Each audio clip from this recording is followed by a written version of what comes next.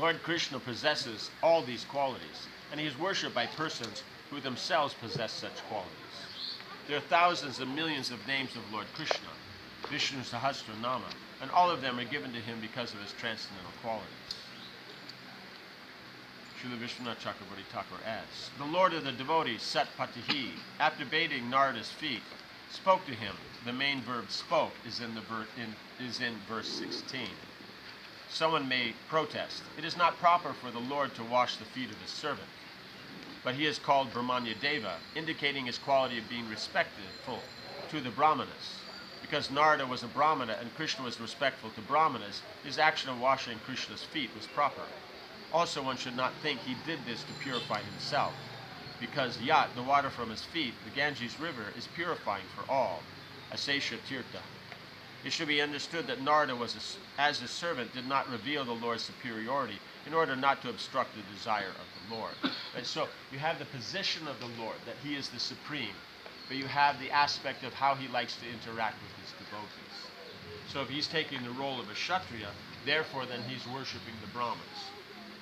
Right? If he's taking the role of a Brahmana, then if someone's a senior Brahmin or like this, then he'll deal. Like you see,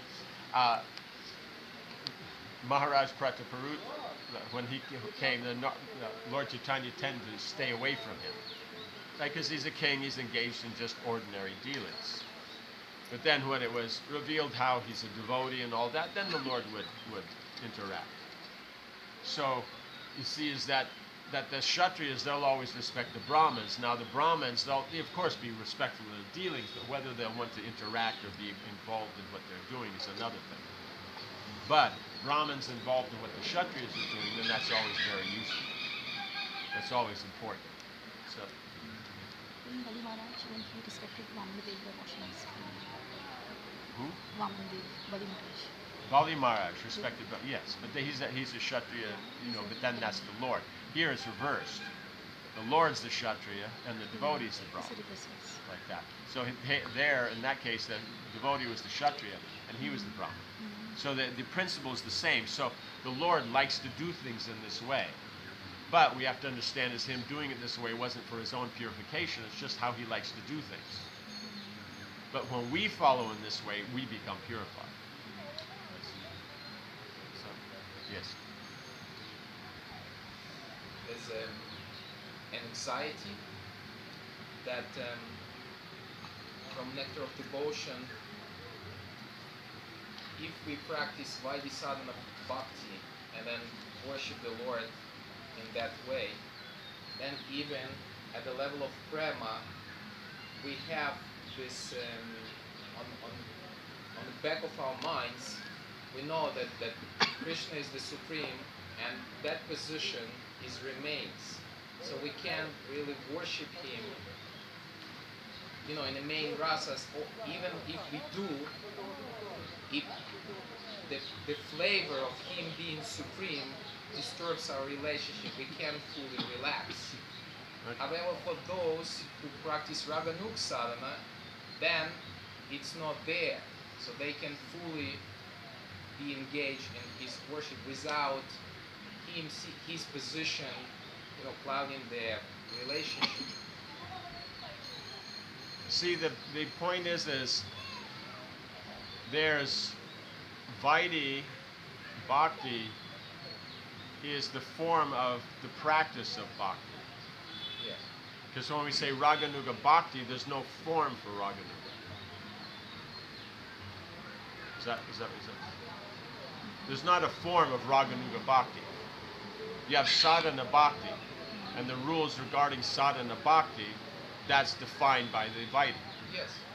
And then Raganuga means the spontaneous performance of these duties in connection with Krishna. Right? So it's not a separate system. So therefore from that first understanding, we shouldn't be in anxiety that we're following Vaidhi, therefore then one won't be able to have that grudge of praying. Because there is no other Vaidhi. There is no other system. Yes. You know what I'm saying? Sometimes it's professed as if it's some completely different path. No, it's the different mood in the same path. Yeah. Like that. So, because you know he's the supreme, but our knowing of him as the supreme is based on which features of the Lord? Which features? Yeah. Of the three. Bhagavan. Bhagwan. Paramatma Sometimes and Brahman. Brahman. So we have all three then. But if we talk in this context, it should be those two. It Yeah. should be those two, because the point of the Aishwarya means it's those two. He's God, he's the supreme, he's all-pervading, those aspects. So that then brings us to that principle that's there. So for us, it's actually different from Bhagavan, because it's Bhagavan who happens to be those two things. Does that make sense? Yeah. So it's a matter of taste. So let's just say, okay, you have the High Court judge. At his home, his family members, they all know he's a High Court judge. But does that matter? Does that matter to the grandson that he's a High Court judge? No, it's, we're playing horsey. So he's going to be sitting on his back and riding around the living room. Yeah. Right? So it doesn't matter. It's not that they don't know. This idea that they know and it messes with these things. No, it's they know, but they don't care. The relationship's not based on that. Does that make sense? Yeah. While for others, then that knowledge is the basis of the relationship. That's the principle that's there. That is that Aishwarya is the basis of the relationship. Does that make sense? Yeah. So, therefore, they're different things. It's not a problem because you have to start there. You can't start somewhere else. Yeah. Because, see, Rupa Goswami is giving in the 6th chapter the 64 items of devotional service. So he wouldn't be giving something in a later chapter that would contradict that. But he's just showing higher and higher levels of applying that, because he gives the 64 items in the 6th chapter. Then he explains that through many, many chapters, getting into each one of them and giving an explanation. Then he'll explain some spontaneous. So the spontaneous aspect is that it's about Krishna as a person, to please him as a person. It's not about that he's God. We're talking Braja Bhakti. So now, if that's in that position, then we'll see is that the Braja Bhakti is unaffected, because if it was affected, then we see that Uddhava would have been successful in reducing Nanda and Jashoda's separation by bringing out the aspect of Aishwarya. Yeah. But it didn't. And we see that in the discussions with the gopis that Krishna sends as his messages and all that, then they don't either. In fact, it means with Nanda Baba, they hear that, but what does that got to do with anything? And then they go back into then they just continue in that rasa. So it doesn't take away from their rasa, it doesn't enhance their rasa. It may be a fact, but it's not specifically that it enhances or distracts. It doesn't distract, definitely.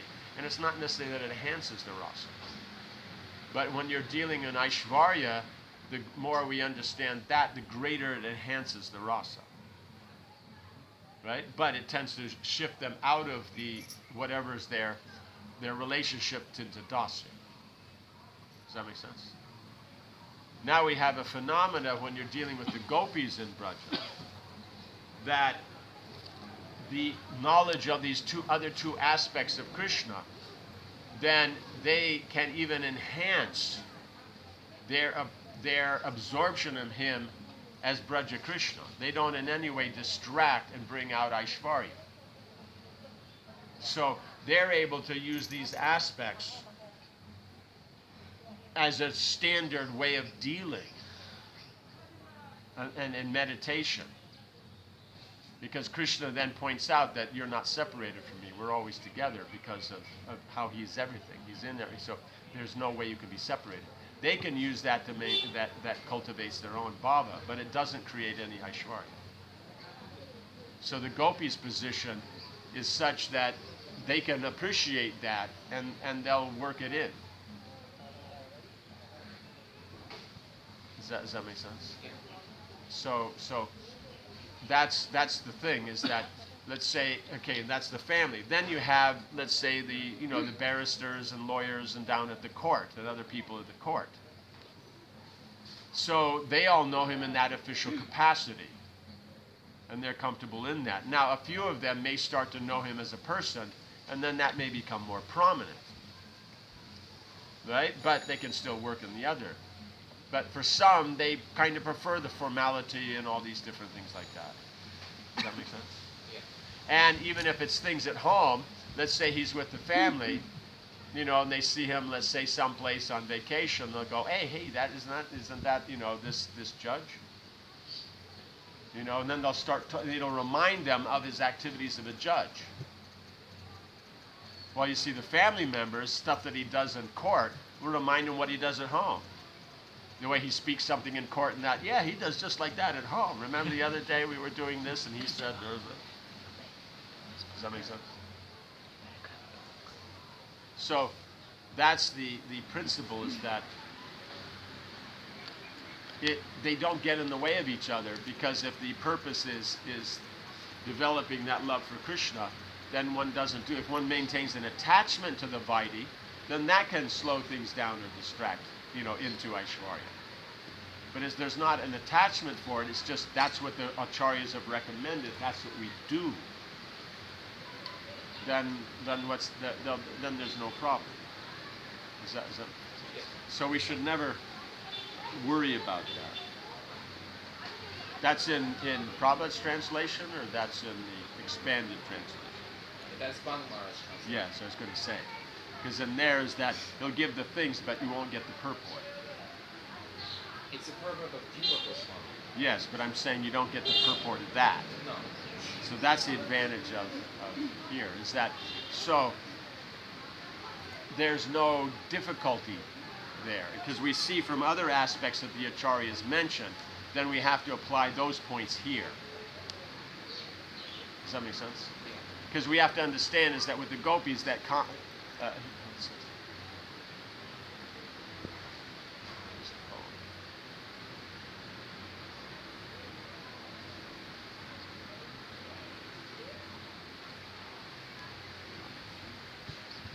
the relationship is called Sambandha Sarupa and Kama Sarupa. Sambandha Rupa and Kama Rupa. No.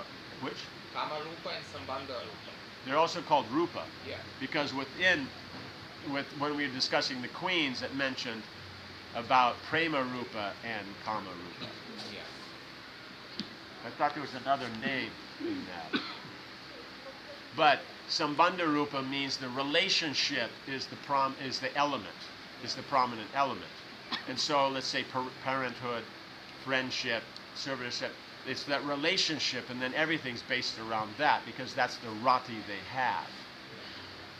But in the conjugal, the Kama Rupa, because there's a certain oneness that's there that's not to that intensity with the others. Because we have to remember, Krishna's one and different.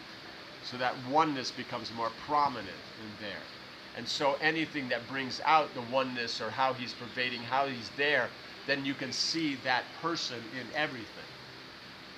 Is that making sense? Yeah. It's a much more intense. So it's a matter of the understanding and the approach to it. It's not a matter of knowledge. They're describing the thing, but that's only the description of what it is. The experience of it is not described there. They'll never claim that they can describe it. They'll describe, the techniques, the situations, these kind of things. And they can say that these things are there, these symptoms, but they'll never try to explain the experience. Just that it's, pure unalloyed bliss. Does that make sense? Yeah. So one doesn't have to worry about that, because all these things the thing where we have to be careful of this anxiety about knowledge and rules technically comes from the Sahajis. It's not actually coming from someone who's not. Because otherwise, why is there such technical detail about everything given in Sri Chaitanya Sikshamrita, which is the teachings of Lord Chaitanya? And the whole, you see, thrust of the book is to bring one up from, understanding about the Lord to gaining that faith to coming to the platform of prema. So these things of knowledge and practice aren't there. Because we say it has to be raga nuga, but the point is rag means a spontaneous, natural spontaneous. So it's either there or it's not. It's not something that you cultivate as such. Does that make sense? It's like you go to Mongol Arctic every day. It's not that you sit there in front, we're not doing one of those self-help things, standing there and, in back of, I like going to Mongol Arctic. I want to come to Mongol Arctic. Like that. That we do when we land back. That's what we do. To convince yourself to go. See, you're using Raganuga Bhakti to follow Vaidhi. It's a reverse process. Yes. Like that. We want to go there. You're going. 1, 2, 3. Am I going to have to get rough with you? Yeah. There's more where that came from. Okay, I'm going. Yeah, so that's the whole thing, is that we've already been given the Raganuga process, and we've been given how much of the Vaidhi is necessary to make it work. But because we don't know the difference, we take it that if it's a rule at all or it's a knowledge at all, then it's Vaidhi. No, that's not how it is. That's why it says it's the complete science of Bhakti Yoga, and we see that 3 parts of the whole thing is about on the platform of prema. No? And only the first part is explaining basically from the beginning part up to prema, and the stages, steps, and mentality. So these things are it's one of the more the least contemplated. Because the tendency is those who do Vaidhi don't look at the rag, those who do rag, then they think it's something else other than Vaidhi. So this understanding that you're performing the Vaidhi, because this is what the acharyas recommend on how you're going to develop that prema. But it's your interest to serve Krishna and please Krishna, that's why you're there. So if you're there because Shastra says, Guru says, that's why I go to Mongol Arctic, then that's Vaidhi. But by going there and appreciating the Mongol Arctic deities and the Arctic and the Kirtan and all of that appreciation starts to cultivate the natural attraction. But if the reason you go to Mongol Arctic is because Krishna likes the devotees to be there at Mongol Arctic, how would this go? Okay, it's Astakaliya Leela here. Okay, so we're talking about the last watch of the night, right? So the 8th section, and how you say Vrinda Devi goes in to wake up Radha and Krishna, and finally gets them awake and all that, and they're drowsy, and then they go out, out of the kunj like that, and when they get out, no one's there because everybody's still asleep. Because it takes longer for Radha and Krishna to get up, so like that. Or they're up, but they're doing other things and all that, or they've gone back. Because Radha and Krishna are going to go back on their own anyway. It's not that the maidservants and the others go with them. No, they don't. Everybody goes on their own to their own places, so they've already gotten up and gone back to their own places. So that would be the good end of the night. That's, how you say. Contemporary scenario. Contemporary scenario,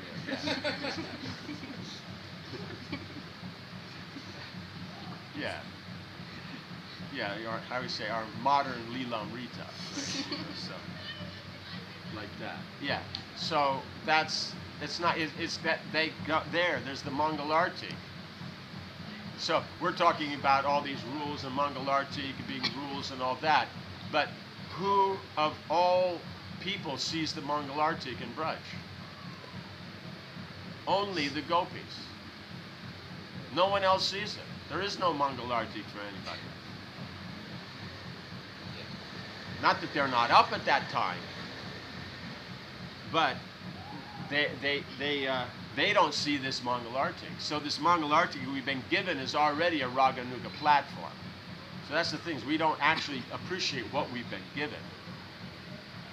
So, but we're taking what little we, like say, you take all the rules and cut it down to just what's essential for us. Then we give those acharyas give us those rules. Then, because they're rules, we take them, it says we don't care about the rules. So if those are the rules we don't care about. No, it's that we follow those rules. It's everything else that they didn't give us, that's what we don't care about.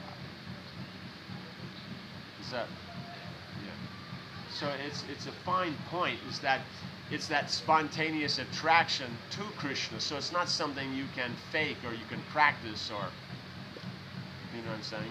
Sahajiyas, they do practice it. They really do. How to cry, roll on the ground, do all these things, they have to practice it. How do you get from a standing position onto the ground without hurting yourself? They have to practice these things. Where in your nose to stick the chili, because if you put it in the wrong place, it may not work right. They have practices. It's not easy. Like that. That is their sadhana. Sorry? That is their sadhana. That's their sadhana. Yeah. So the thing is we just have to understand that trying to do something that it pleases Krishna, and that's the reason we're doing it, that will develop Raganuga Bhakti. Doing it just because that's the rule and he's God and all that cultivates the Vaidhi aspect. But if you understand, ultimately it's about pleasing Krishna, at some point one will cross that. Right? But what is not going to be useful is these things of Vaidhi Bhakti that are given by the acharyas. And then we say, they don't match in this age, those are archaic, and we're not from that background, so we don't need to follow it and all that kind of thing. Then that's not very useful, because then we will either be engaged in akarma or vikarma. Akarma meaning no activity. It means things we should do, we don't do. That's akarma. We're not doing something wrong, but we're not doing what's right. And vikarma means doing what's wrong. And then we'll start to judge according to that, and that's not going to get us Vaidhi Bhakti, let alone Ra. Does that make sense? Yeah, I guess that's the verse with Shruti Smriti Pranadi. Yes, that's the whole point. If it's not according to that, what's the point? And if we say, but so many people won't accept, those are the people that we're not worried about, because you cannot please everybody. So those are the ones we won't try to please. Because if they think that they can please everybody, even the karmis know you can't do that.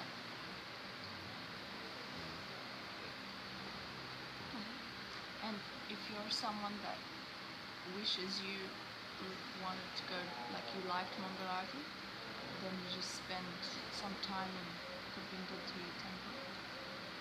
And In Govindaji temple. yeah, just spend some time in Jaipur, and then you get inspired. It means if you need to get inspired from Mangalarti, Yeah. go there. Yeah, because everybody goes. The whole city goes. Yes. Like the gopis, they see the Brahmanda Paramatma aspect, but they see the oneness, and therefore they remember Bhagwan. And But we're just saying that these aspects are there. We see the difference in that there's a difference in these three. They don't. yes, so because in Brahman and Paramatma we see the difference, and because we see the difference, because there is a variety, and this variety creates bewilderment, because of which there is forgetfulness of Bhagwan. Therefore, it is No, but difficult. there's variety in Brahman and Paramatma anyway. That's not. There's variety. But they don't have any problem with variety. Variety is not the problem. So why would they have problem with variety? They can see Krishna They in don't have everything. a problem with variety. We have a problem with variety. So we never tend to remember Bhagwan, which is the actual goal. What does that got to do with variety? I don't catch that connection. Because Why is it because of variety we can't see the Lord? Because of variety, the person doesn't manifest. The person doesn't manifest. Whereas here, they have an Because of experience. variety, the person doesn't manifest. Isn't it that the personal manifests because of the variety? That is tattva. But from our side, I'm speaking of that. In Vaidhi, See, you have to be very careful here. Because as we were discussing, the last question you have to be worried about what's there on the left of the razor's edge. Now you're presenting what's on the right of the razor's edge. Does that make sense? Is that this idea that spiritual has to be different from what's here? No, whatever's here is coming from the spiritual. We see as whatever's going on as we go through the pastime, we see that things that the Lord's doing that nowadays people do. And the values they have, because it's based on the Lord. Just He does it in all perfection. And we do it because of ourselves, and it's not so perfect. So variety is never the cause for an obstruction to spiritual understanding. That's the idea of the impersonalists. Is that it's the variety and the emotions and relationships and the activities that gets in the way. So if you get rid of that, then we can have spiritual life. Just like the others, we get rid of the rules, we get rid of, all these restrictions, we can just do whatever we like. We have no authority, we don't need scriptures, we don't need rules. Then we can be absorbed in Krishna. In other words, the Bhav will come because of that. The others because we'll be situated spiritually. But the point is, both are missing the point. They're just missing it on opposite ends of the scale. So variety is not that. We may be attached to certain aspects of the material variety, and so that distracts us, but we're being distracted by material, not by the variety. We want to control and enjoy, so whenever we see something we could control and enjoy, we get distracted. But it's not that the variety that's there is what's causing an impediment to our spiritual development. Does that make sense? yes, Madam. So then, how can one develop this attraction for the Bhagavan rather than getting... How do we develop attraction for Bhagavan? That's by hearing the pastimes of the Lord, the interaction with His devotees. That's how we learn. And is it possible for these sadhakas to momentarily exhibit the emotions of prema and then come back to Vaidhi? Can Vaidhi sadhakas temporarily manifest the emotions of prema and then come back to the sadhana? Yes. So, no, you see, is here. When I repeat it, it's not because I don't understand. It's because no one else in the room can hear what you say. It's because she turned off the fan. I could hear you. This morning I couldn't hear what you were saying like that. I'm not that good at lip reading.